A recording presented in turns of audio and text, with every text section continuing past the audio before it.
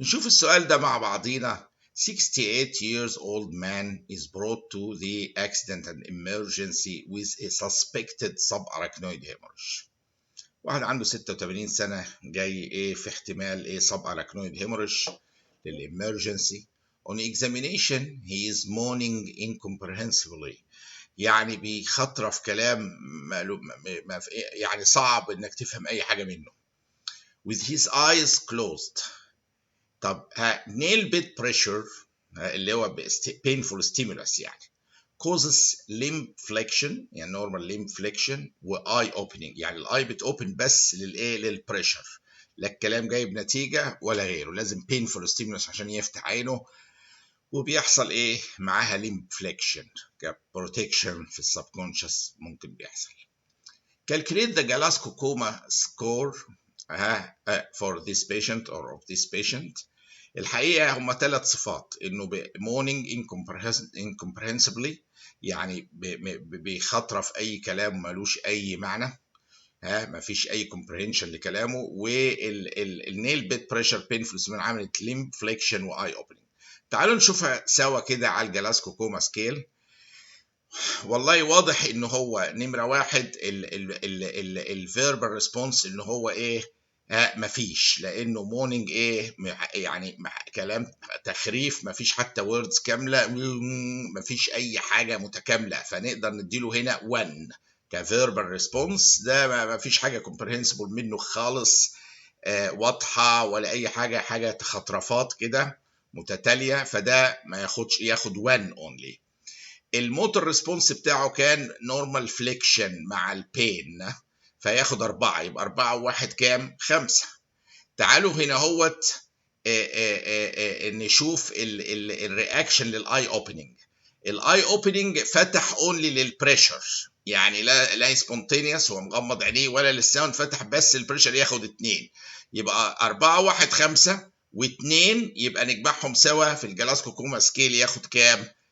7، وفعلا دي النتيجه ايه؟ 7. يبقى هذا العيان اللي كان mourning incomprehensibly اخد فيها دي ايه؟ في الفيربال دي اخد 1، وفي نفس الوقت بيعمل نورمال فليكشن مع البينفول ستيمولا 4، في نورمال فليكشن 4 مع البينفول ستيمولس بايه؟ بيفتح العين ادي ايه؟ 2. يبقى انا عندي هنا 4 و1 و2، 5 و2 ايه؟ 7. هو دي الايه؟ الجلاسكو كوما سكور بتاعه 7. ان هو سسبكت سب اراكنويد هيموريج، بيقول في خطرفه فاخد فيها 1 دي، والنيل بيت بريشر بيعمل ليم فليكشن واي اوبننج زي ما شفنا، المجموع كان 7. 32 years old man has had sharp and persistent anal pain associated with defecation. يعني الكونديشن فعنده 32 سنه anal pain جامد، ده احتمالات فيشر على طول مع الديفيكيشن او complicated hemorrhoids، لكن هنا ايه؟ كانت فيشر for 4 weeks. Occasionally there are small amount of fresh blood on the toilet paper. يمشي مع فيشر برضه. There is a fissure present in the anal canal at the 6 o'clock position، يعني عند البوستيريور anal fissure, which is the single most appropriate treatment for her for him. يعني المفروض، معذرة أنا بقول مش أنا اللي حط الأسئلة، أنا بعلق على الأسئلة الموجودة، فهي مكتوبة of this man يعني. هل anal dilatation عند ده طبعا غير منطقي في الوقت ده نفكر كده، بوتوكس انجكشن ولا ديلتيازم كريم اللي هو كالسيوم شانل بلوكر، ولا لاترال انترنال سفنكتراتومي، ولا بريدنيزولون سابوزيتوريز. الحقيقه من افضل واجمل الحاجات اللي اكتشفت في علاج الانال فيشر البينفول ده ان انا اديله ديلتيازم كريم اللي هو كالسيوم شانل بلوكر. بالكالسيوم شانل بلوكينج افكت بتاعه بيريلاكس المسلز في السفنكتر، يقوم يزود البلاد فلو لمنطقه الانال فيشر ويساعد على الهيلينج. فهنا الديلتيازم كريم او اوينتمنت من الصيحات الجميله في علاج الانال فيشرز، بيبروفايد سيف وافكتيف تريتمنت. والديلتيازم هيدروكلورايد هنا works by relaxing زي ما بقول لكم الانال sphincter، فthis reduces the pressure على الفيسلز وبيزود البلاد فلو للاريا allowing healing يحصل ايه في الفيشر بطريقه اسرع. فالدلتيازيم كريم اللي هو كالسيوم شانل بلوكر كريم او اوينتمنت للانال فيشر من الحاجات اللي ايه الممتازه. فهذه الحاله لو هنختار لها من دول هنختار افضل حاجه له، هذا بقى له هو مده يعني 4 أسابيع، فلو استخدم دلتيازيم كريم فتره كافيه ممكن يحصل هيلينج ويلتئم ايه هذا الانال ايه فيشر. عندي بعد كده واحدة عندها 25 سنة جاية ب 2 week history of growths في valvular region.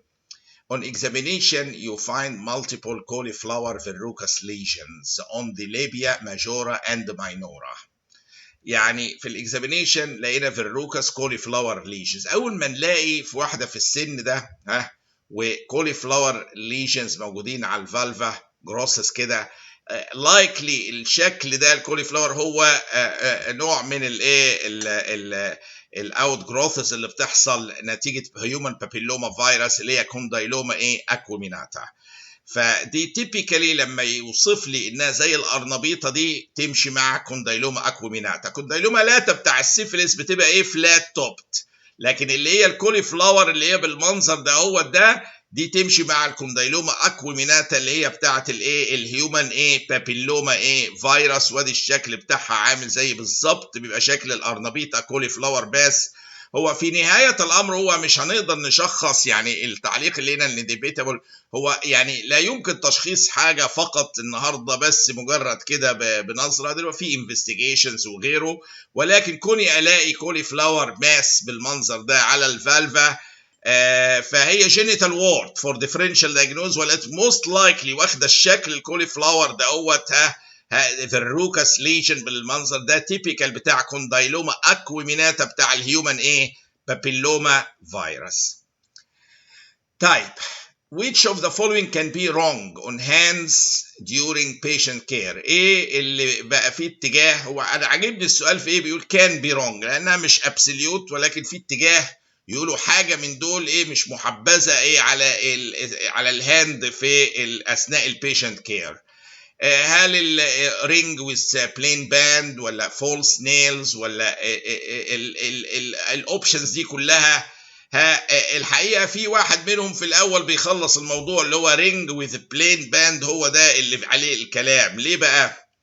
وجدوا يعني الرينجز ويز بلين باند دي وجدوا في بعض الريسيرشز زي هنا الهارت هوسبيتال بايلور بلينرز ريسيرش تيم وجدوا عملوا كامبين اكشولي عليها حتى عشان يعلموا الميديكال تيمز عامه ينكرج الامبلويز ان هو to take off their jewelry when working to prevent the spread of bacteria from patient to patient. فهم وجدوا الرينجز على الهاندز دي ممكن ايه تتسبب بالذات رينجز with plain band دي تتسبب تحتها بكتيريا تجرو وتنقلها من عيان للاخر، فتقليلا لاحتمالات الانفكشن والسبريد اوف انفكشن في الهوسبيتال بدأ بعض الاتجاهات يقولوا ايه ان الرينج with plain band من الافضل ان هو تتقلع ايه قبل ما الميديكال ستاف يديل ايه مع البيشنتس العيانين خشيه ان ينقلها من مريض لاخر. واحنا نعلم ان عيانين مثلا زي الانتنسيف كير بيبقوا فيري فراجايل وسنسيتيف، وكتير من العيانين في العنابر بيبقوا اندر اميونو سبريشن، فاورجانيزم خفيف بسيط كده ممكن ايه يخرب الدنيا. ففي اتجاه وده اللي احنا بنقوله هنا في السؤال ده ان هو ايه الرينجز with plain band احتماليه ان يبقى في اورجانيزمز تحتها وينتقل قائمه، ولذا بقى في اتجاه يقول ايه it might be wrong ان احنا نستخدمها، من الافضل انها تتشال قبل ايه هاندلنج مع العيانين عشان ما تنقلش الانفكشن والشخص يبقى ايه يلبسها ايه في اخر اليوم تاني. ده اتجاه.